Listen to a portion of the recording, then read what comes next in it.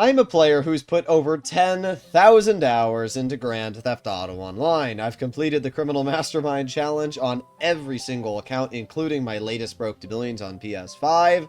I've also earned billions of dollars and done just about every single grinding routine and method or glitch that you can think of, including the Cayo Perico and the Bogdan glitch. There's a lot of things that you can do in GTA, and as a player who has tried to do almost all of them, I try to help other players out, whether you're a beginner or an experienced player that hasn't messed around with whatever it is, to complete your routines faster. And that is exactly what we're going to be going into for today's video. I'm going to be showcasing what I consider to be the best grinding vehicles in the game. These are the vehicles that I use every single day when I record videos, when I am grinding in general. These are the vehicles you're going to see me using out and about. Obviously, if you have personal choices that you like more, that's fully understandable, but this here is a video about the things I use and why I use them. So, the first vehicle we have in this list is the Buffalo STX. Now, the STX is great for multiple reasons. First of all, it has semi-bulletproof glass, which means that for missions, it is an incredibly useful tool. I can drive this around in missions. It's a 4-seater, which means I can have friends inside of it and not have to worry about my friends either being shot. All of the glass is semi-bulletproof, including the back, as we can see, and because there's a spoiler, the spoiler also can eat some of the shots, which is quite nice. But in general, this vehicle is pretty hard to damage the occupants inside of. Not only that, but because it's an Amani Tech vehicle, we can see by the plating on the sides, it means not only can I not lock onto it with a homing launcher, but I also will have to take 3 RPGs to blow it up, or 10 homing rockets. I've said it many times in the past, I'll keep saying it, I have never died in Amani Tech vehicles in public lobbies. No online player has killed me, because as we know, most people use homing missiles. And if you can't get a lock onto the person, they're just going to ignore you and go to someone else. And with the Buffalo STX, having that additional layer of protection when it comes to bulletproof glass, it's really nice. And by the way, you can also mount proximity mines, which slow people down that are chasing you, and you have a front-mounted machine gun. And this front-mounted machine gun's really nice because, as you can see, the spread of the bullets is very close to each other. If I drive very close here, you can see the spread of the bullets. It's very close to each other, which means it's pretty easy to actually hit what you're shooting at. But yeah, the STX is great. And then you add all of those things I just said with the fact it also achieves a top speed of 126, has better handling and overall lap time than the Dubachi Champion, which is the supercar variant. Yeah, the STX is great. I don't think anybody's going to disagree.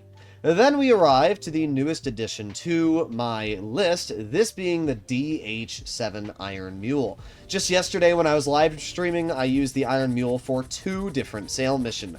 I used it for my bunker, bringing a insurgent all the way over to the destination super quickly, and I used the Iron Mule to do my nightclub sail mission. Took what would have been a 5-mile, probably 15-minute drive to about a 3-minute mission. I actually completed it before my ghost organization even wore off.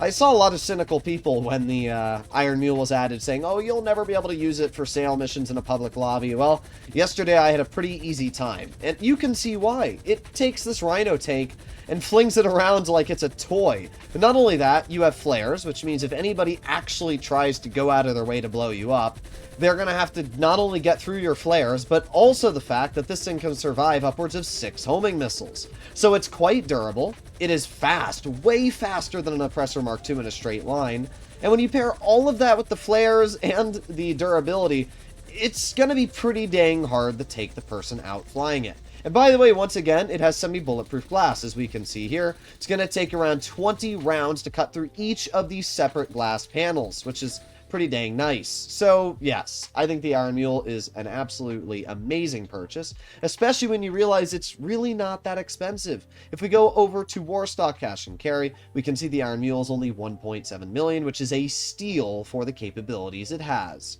Keeping in line with bulletproof protection, this here is probably the most reliable vehicle that you can have. When I was doing the Criminal Mastermind Challenge, which involves completing every single original heist on the hardest difficulty without dying once, this and the Duco Death were really my go-to vehicles. And the reason why is because the Armored Kuruma is completely bulletproof. There are slight weak points, like on the edge of the glass, like right here, that occasionally might damage you, but in general, even though it looks like the bullets are going right through this glass, they aren't. You will not take really much damage when driving the armored Kuruma. And as long as you go to health and ammo and pull out the snacks tab while you're driving it, there's basically a 0% chance you're going to die, unless it's an online player who decides to pull out an RPG.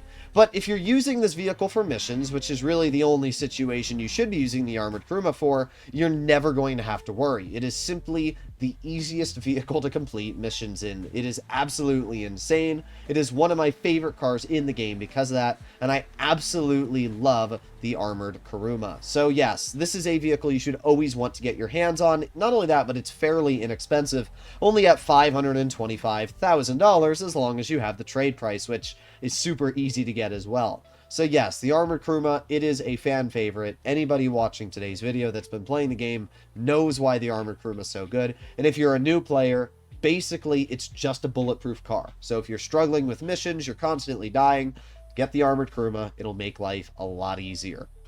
This is the Sparrow, and I don't think I really need to say much on why the Sparrow is so incredibly good. It's a helicopter which features missiles, which is great. Unfortunately, it can't survive any explosions itself. The good news is that it's automatically returned back to your Kosatka, and by simply going to service vehicles and requesting it, you can call a new one in within literally 2 seconds. And that's what's great about the Sparrow, right? I know there's people that love the Oppressor Mark II. And don't get me wrong, the Oppressor, it's fast, it's got a lot of great capabilities.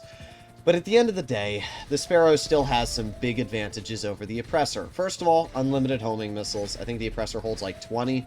So that's a big advantage alone here. I can just keep shooting and shooting and shooting.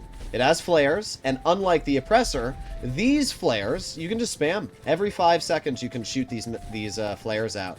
And they do a great job, as you can see. They just deal with everything.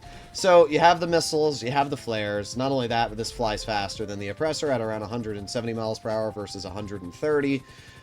And then there's the fact that there's only a 2-minute cooldown no matter where you are. You can even request the Sparrow all the way up at the top of Mount Chiliad. It'll still spawn in instantly next to you. Like, that's amazing. So as much as I like the Oppressor, at the end of the day, it's just a bigger hassle for me to go to find where my Oppressor is, have to worry about the cooldown, and worry about the missiles running out, when this is such an easier choice and makes my life much better. Plus, I've actually timed how long it takes me to complete missions with the Sparrow versus the Oppressor, and at best, the Oppressor gets like a 10-15 second advantage. And that's only on shorter distance travels. On long distance, obviously, the Sparrow gets the advantage. But you lose all of that advantage as soon as you run out of missiles with the Oppressor, so it really doesn't matter. I would go with the Sparrow. It's cheaper. It's part of an amazing vehicle, the Kosatka, which allows you to start up the Cayo heist. It's just a great choice in general. With that being said, this is kind of mandatory. The Vigilante kind of checks every single box for a mission vehicle. The only downside is that it doesn't have much armor. It can't survive any explosions. But at least in my eyes, that's not a huge downside for all the upsides. First of all, the Vigilante has a rocket boost, which is insane.